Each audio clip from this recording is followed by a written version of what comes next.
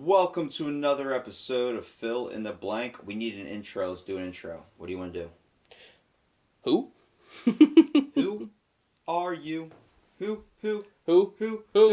We're talking about Joseph Lister. This is the man, the myth, the legend, also known as the father of modern surgery. Also known as mouthwash? Mouthwash? Yeah, well, Listerine was inspired by actual Joseph Lister. A person that was watching him actually named it after him because of just how everything you're about to learn in this podcast is about to describe his medical career. Well, Joseph Lister, also known as the first Baron Lister, was born the 5th of April, 1827, and he died on the 10th of February in 1912. Known between 1883 and 1897 as Sir Joseph Lister, he was a British surgeon and a pioneer of antiseptic surgery. So Lister promoted the idea of sterile surgery while working at the Glasgow Royal Infirmary. Lister successfully introduced carbolic acid, known as phenol, to sterilize surgical instruments and to clean wounds. Just from that, That man's a freaking genius. yeah, just from that brief description, you can Now, already see how many lives he's saved throughout the years. Was that an accident or was that on purpose? It says it was his idea of using sterile surgery, but we didn't know this back then. This is in 1895 to this is like back in the day, bro. That is science, my dude. Just innovation based off of. But knowing to sterilize your surgical instruments. Now, I know he didn't know about germ theory, which was the idea of,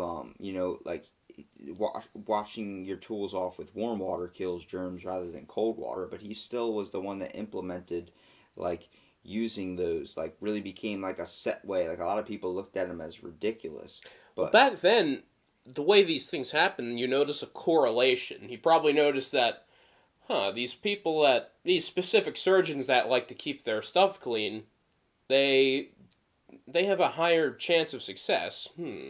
There's a correlation there. Let's test. Let's see if cleaner tools mean higher chance of survival. Well, let's talk about applying Louis Pasteur's advances in microbiology. Lister campaigned the use of carbolic acid as an antiseptic so that it became the first widely used antiseptic in surgery. He first suspected it would prove an adequate disinfection because it was used to ease the stench from fields irrigated with sewage waste. He presumed that it was safe because fields treated with carbolic acid produced no apparent ill effects on the livestock that later grazed upon them. So, how we usually test our medicine out on animals before we test it out on ourselves. Lister's work led to a reduction in post-operative infections and made surgery safer for patients, distinguishing him as the father of modern surgery. Really implemented washing hands, either of clean or just unable to work in better conditions. His difficulty in undertaking the sign of a clean slate wasn't effective. So, a lot of people still chose him, even though surgeons see, you're clean, you obviously haven't worked much in surgery. It's like, no, I've just know what's, not to wear bloody stuff, bruh. I'm like Tide, yo. I'm cleaning your clothes before you do. Mr. Clean.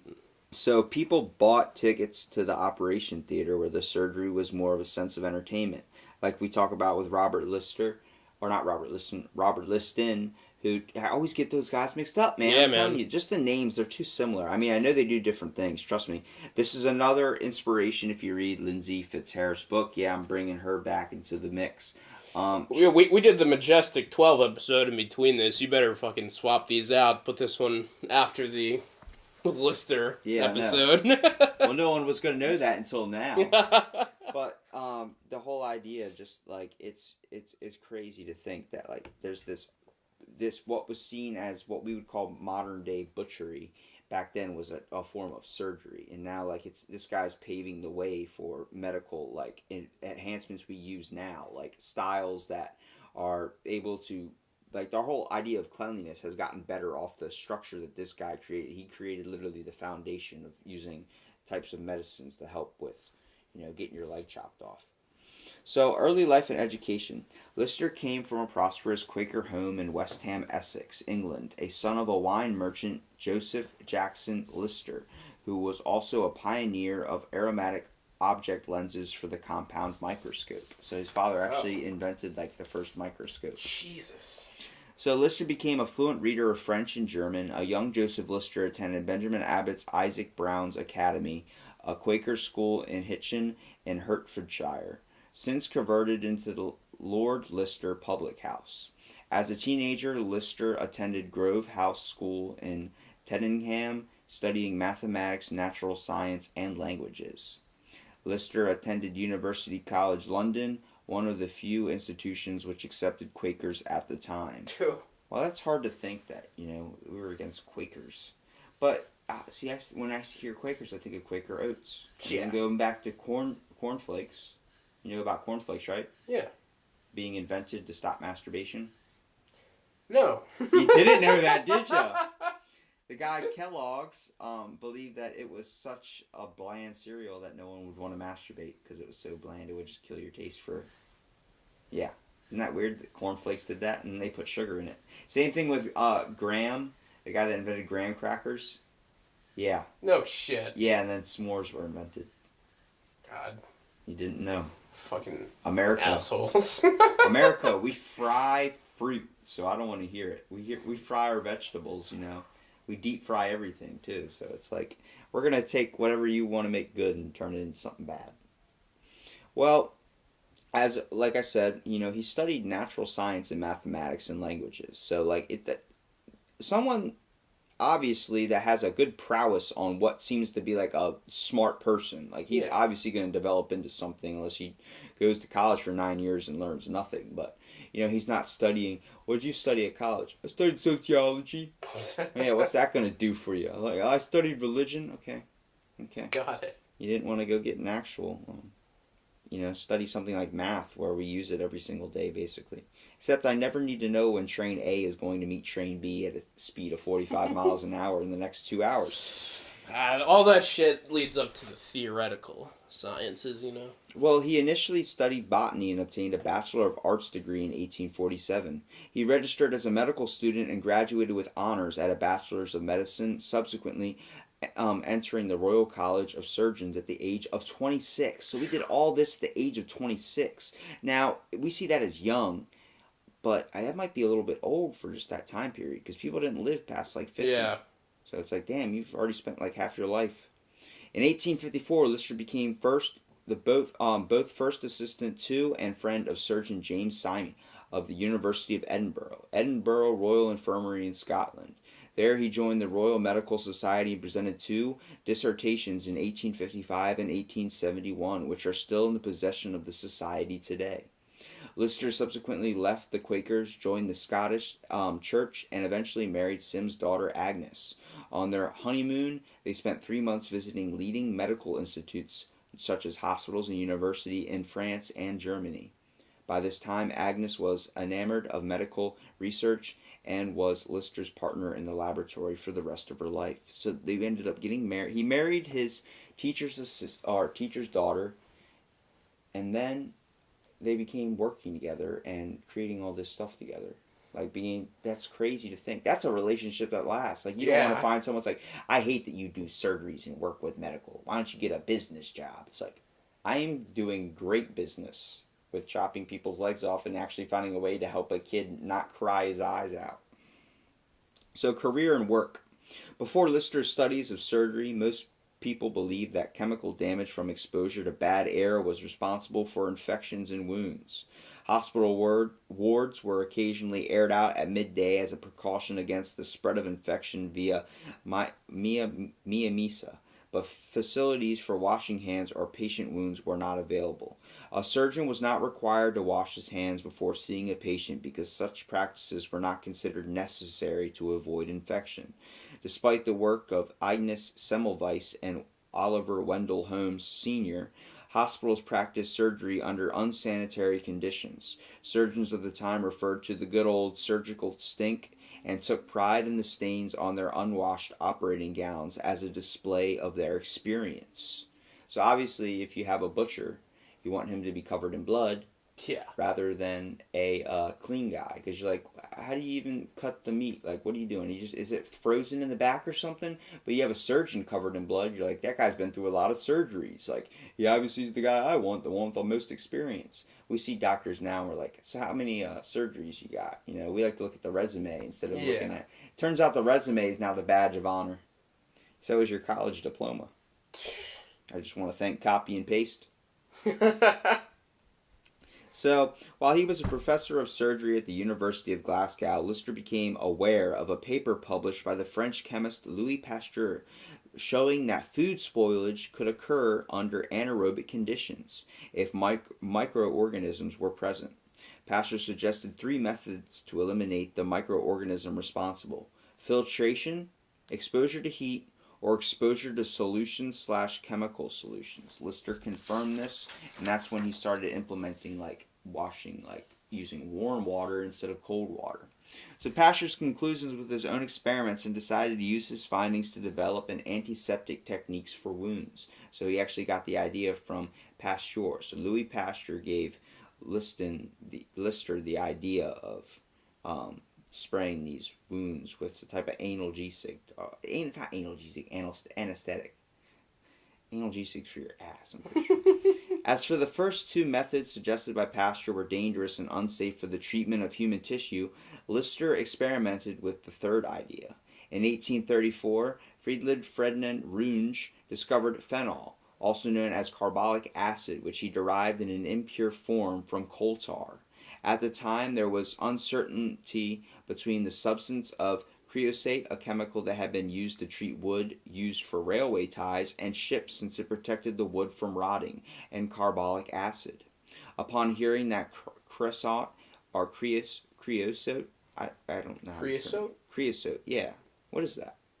I don't know. He said it's like a form of tar. Yeah. It's a chemical that's used to treat wood for railway ties. Yeah, I think I've heard of creosote oil too. It's protecting it from rotting. Yeah. I literally just read it, and I was like, what is it? I think I've seen it in little tiny cans. So it's brush it over. Well, you use it to treat sewage. Oh. Well, Lister began to test the efficiency of carbolic acid when applied directly to wounds.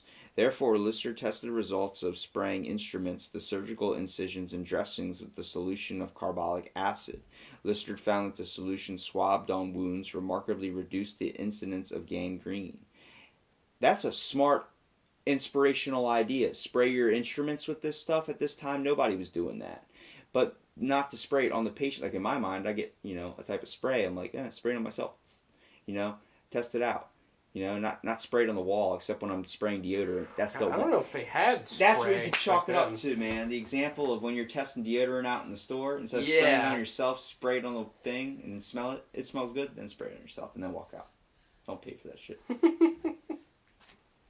So after he dipped all this stuff in, that's just already a big thing, trying to reduce the gangrene, first of all, which is a big leading infection back then, killing most of the population. In August 1865, Lister applied a piece of lint dipped in carbolic acid solution onto the wound of a 7-year-old boy at Glasgow Infirmary, who had sustained a compound fracture after a cartwheel had passed over his leg. After 4 days, he renewed the pad and discovered that no infection had developed, and after a total of 6 weeks, he was amazed to discover that the boy's bones had fused back together, without the danger of, getting that thing chopped off. Imagine that boy, God. Thank you, Seth. The first... Tiny Tim would have kept his leg. God, the first treatment using antiseptic and having your bones repaired. God... That little boy must have thought it was a work of God or something. Jeez. So, he instructed surgeons under responsibility to wear clean gloves and wash their hands before and after operations with a 5% carbolic acid solution. Instruments were also washed in same solution, and assistants sprayed the solution in their operating theater. One of his additional suggestions was to stop using porous natural materials in manufacturing the handles of medical instruments. Lister left Glasgow University in 1869, but being succeeded by Professor George Husband Baird McLeod, Lister then returned to Edinburgh as successor to Syme as Professor of Surgery at the University of Edinburgh. And he continued to develop improved methods of antisepsis and asbestos. So amongst those he worked with there, he who helped him with his work was the senior apothecary and later MD, Dr. Alexander Gunn. Lister's fame had spread by then, and audiences of 400 often came to hear him lecture. As the germs theory of disease became more understood, it was realized that infection could be better avoided by preventing bacteria from getting into wounds in the first place. This led to the rise of less primitive surgery. On the 100th anniversary of his death in 2012, Lister was considered the most valuable in the medical field as the father of modern surgery. Imagine being a doctor or a scientist back in that day, where there's still so much like low-hanging fruit to just pluck.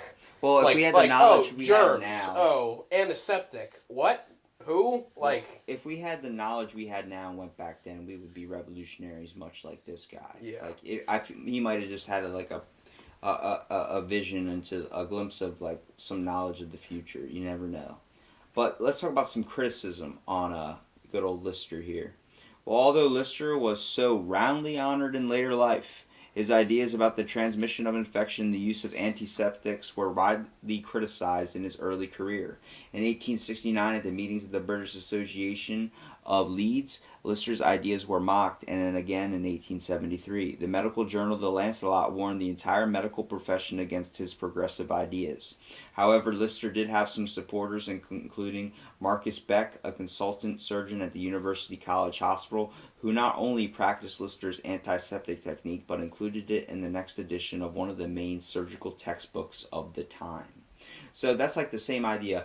Who was the guy that decided, who created like the idea for the television? Like, oh, you're gonna create a moving picture? Shut up, you idiot! And then gets criticized for that. This guy's trying to form medicine down the road and find a better way to keep people safe and healthy, and people are just mocking him. How would you feel?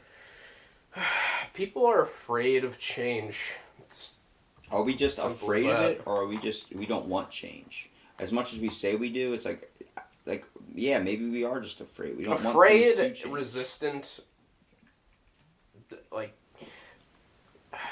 people get comfortable, and change is inherently uncomfortable. Like, you can't think of a hospital now, like at least in our lives, where this wasn't like this good. Like, you know what I mean? Like, it's always getting better. We're finding new ways to stop things. We're finding new ways to fix things. We're finding that you don't need to chop your leg off if it gets broken. Like, you can keep it. You can pedal that bike the next day once your leg gets healed or something. Like, it's just crazy to think how, idiotic we were. Like, how you gonna, before, how did they knock people out? They used to talk about, I don't know if it's a myth, but someone would come in and knock the person out and then do that. Like, they hit you in the head with a hammer, or some dude knocks you out. Like, you gotta be really good, like Mike Tyson style punching. God.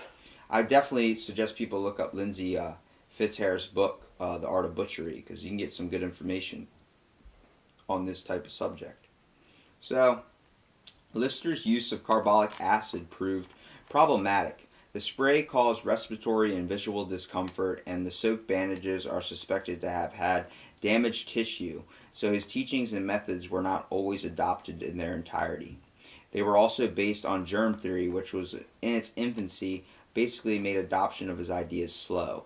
Extirpating general criticisms was Lister's poor writing abilities, which made his methods basically seem complicated, unorganized, and impractical. I mean, if you see a bunch of a guy's notes all scribbled up, you're like, this guy was obviously a baffling idiot. Like, yeah. How many times do you have a really good idea, but you just write down a keyword? Like, you have a funny thing about corn, like a funny joke or something, and you write down corn on a piece of paper. Or I'll scribble it on a napkin. And you go back to reading, you're like, what was I talking about? What the fuck? But it's like someone else sees it and goes, this guy's a simpleton. Like, but it's hard. Like, you're having all these constant ideas. Like, William Shakespeare's work had to be translated and so we could understand it. And it's like, he was either, sometimes you're in a rush of such inspiration, you don't want to lose all the words, and your brain's moving so fast, it's faster than your hands can compare, and you can't chalk that up to, but that was just their train of thought when it came to this whole idea of his creations. So, referred to as by his patients as um, people like not cases that most surgeons would be making so comfortable pre and post operation. So what that means, like he would make them comfortable before surgery and after surgery. Yeah. He would check on them a lot, like we talked about with Robert Liston. What? You got God wrong this damn time. it! Yeah, man, it's confusing. But Robert Liston that made his patients comfortable too. He was also, Joseph Lister was also big on that. He would spray more antiseptic if he needed it. He would be all about that, trying to implement it as much as possible. Surgical technique. Lister moved from Scotland to King's College Hospital in London. In 1881, he was elected president of the Clinical Study of London. He was also developed a method of repairing kneecaps with metal wire and improved the technique of mastectomy. He's also known for the first surgeon in the catgut ligatures, sutures, rubber drains, and developing a tourniquet. Those are some. I've never seen those words spelled out, so I mean I know what they are, but yeah. He was also introduced a diluted spray of carbolic acid combined with a surgical use. However, he abandoned the carbolic acid spray in the late 1890s after he saw it provided no actual beneficial change in the outcomes of the surgeries performed with the carbolic acid spray. The only reported reactions were minor symptoms that did not affect the surgical outcome as a whole, like coughing, irritation of the eye, and minor tissue damage among his patients who were exposed to the carbolic acid sprays during the surgery. Later life. Lister's wife had long helped him in research, and after her death in Italy in 1893, during one of the few holidays they allowed themselves, he retired from practice. Studying and writing lost appeal for him, and he sank into religious melancholy. Despite suffering a stroke, he still came into the public light from time to time. On August 24th, 1902, Edward VIII came down to the appendicitis 2 days later before his scheduled coordination. Like all internal surgery at the time, the appendectomy needed by the king still posed an extremely high risk of death by post-operational infection, and surgeons did not dare operate without consulting Britain's leading surgical authority.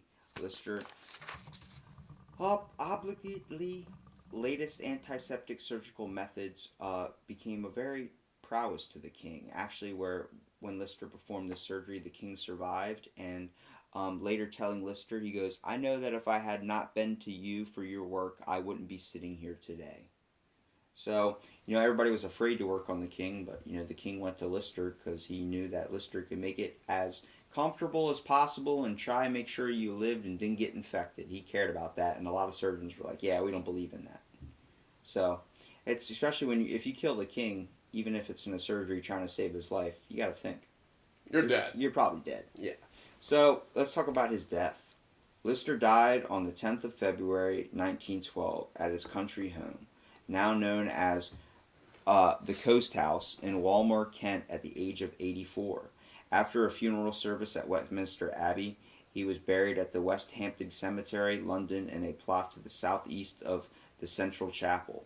Both the Bartramary and Harmony became extinct on his death. So the whole fact. Now, after his wife died, he became very religious, and this is where a lot of people lost criticism with Lister. A lot of people are like, all right, he's gone into a madman. I don't see him as turning into a man of religion. I see him as doing what most people do when they lose a loved one and they fall to something because they feel like they need faith. You know what I mean? Yeah. It's definitely a lot like what inspires most religions is, people need something to believe in, especially when you basically lose your partner and someone that's helping you. Someone that's helped you in your career and life. Yeah, like you don't want to just believe like, yep, that's it. They're gone forever. So some of his legacies and honors. Lister was president of the Royal Society between 1895 and the 1900s. Following his death, the memorial fund led to the founding of Lister's Medal, seen as the most prestigious prize that could be awarded to a surgeon.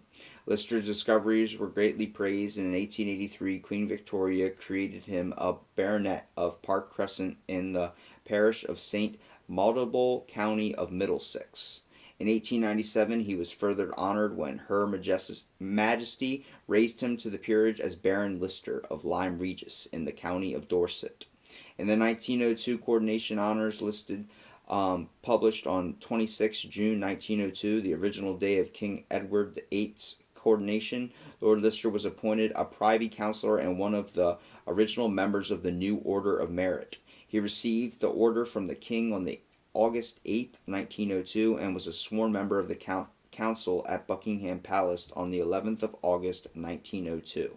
Now, if you don't know what the Council of Merit is, or you know what the New Order of Merit is, it's a society of like if you look through, a lot of them are like historical figures. Like, yeah, it's like where we talk about the Freemasons. Yeah, you know, like it's people of note, of worth. Yeah, but merit. they're not really a cult. It's more like it's where it's like the Hall of like Hall of Famers. Yeah, Hall of Famers, like where we got Babe Ruth. So it's crazy to think that this guy had all these ideas that even just came into, they were being, first of all, rejected and seen as crazy, but then it paved the way for medical technology in the long run. Lister is one of 2 surgeons in the United Kingdom who have the honor of having a public monument in London.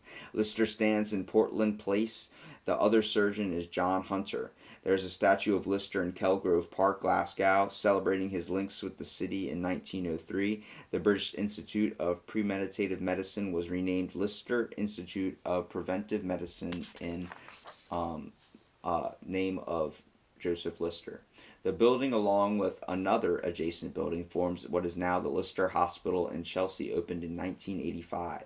In 2000, it became part of the HCA group of hospitals.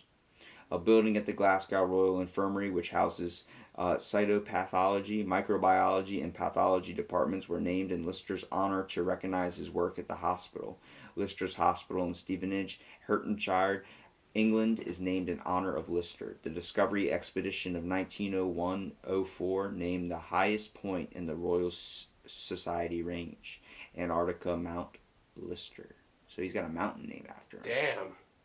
You gotta think, that's gotta suck that he wasn't alive to see all this. Most of these people aren't, because truly important people usually aren't recognized in their time, Is it hard, is it like the aspect of, like, someone has to die to be famous? Someone's work doesn't become famous until after they're dead. Like, it obviously becomes more popular, but it's like, the whole idea, like, why did he have to die? Like, why was he criticized so much? And, like, even though he had some, like, he had some good titles while he was alive towards the end of his life, like, being Baron and all that stuff, but, like, the whole fact, like, he had to die to get a mountain named after him. I want to be alive and climb that mountain if it's going to be named after me.